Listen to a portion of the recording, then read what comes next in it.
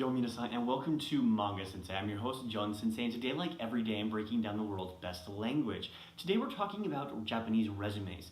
I'm going to talk a little bit more about this in two sections because the Japanese resume is very important. Today I'm going to talk about very, very basic, light information that you might already know. It might honestly be considered intermediate, than it is more advanced. This is about getting things correct on dates. This is about getting basic information correct that you put down. This can be applied across the board, whether you're simply putting it on your information when you're filling out your insurance, or if you're simply doing things like filling out a foreign registration ID. But there are some things that you need to know and things that you need to put in correct order. The first thing is the date. The date should not be listed off in the Gregorian calendar. It should be listed off in the Japanese calendar. I believe it's Heisei 1819, I can't remember off the top of my head, but instead of 2018. So make sure you have the correct date. The next thing is you always list your date backwards to how you would normally think of it. See, Japanese dates are listed from first year, then month, then day. So you want to first have those in the exact order right there, okay? So make sure you have the year, then the month, then the day. And the year is going to be, again, Heisei, whatever it is. Now, your birthday should be the same thing. Make sure you go back and ID what birthday year you have. The next thing you want to make sure is you have your address exactly right. If you cannot write the kanji, feel free to type it. Japanese resumes are both written and typed. Typing is becoming more and more prevalent. However, written resumes still are circulated and are used to kind of show your ability to write and be able to write kanji correctly with the stroke order, and how handwriting is an important thing in Japanese culture.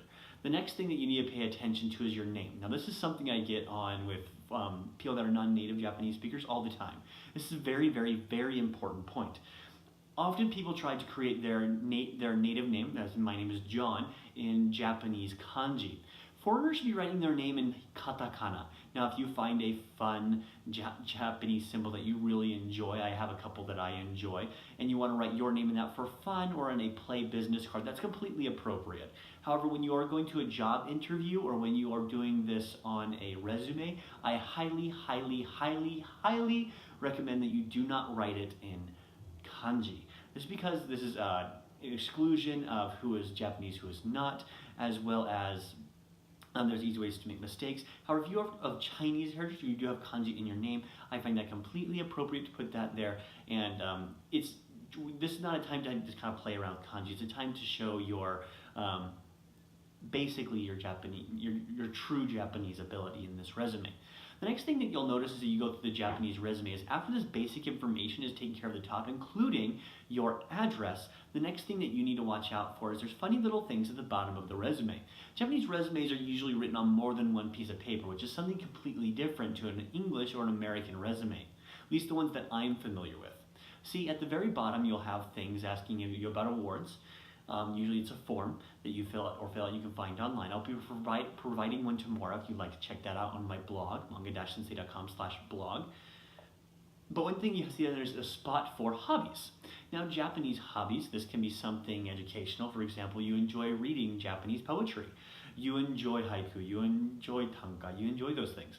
However, that's a great place to put them. But don't put things like maybe like reading manga may not be completely appropriate unless you're coming to it from like you're applying for a position in Shonen Jump or something along those lines. So you want to make sure that the hobby is completely appropriate to the spot that you're working. They want to use a well-rounded person. That's the spot for that. Now, also you'll notice on the little list down below, what you'll do is you'll have your basic information, and then in the middle you're going to have a long, basically a whole bunch of lines. Looks like great college-ruled grade paper.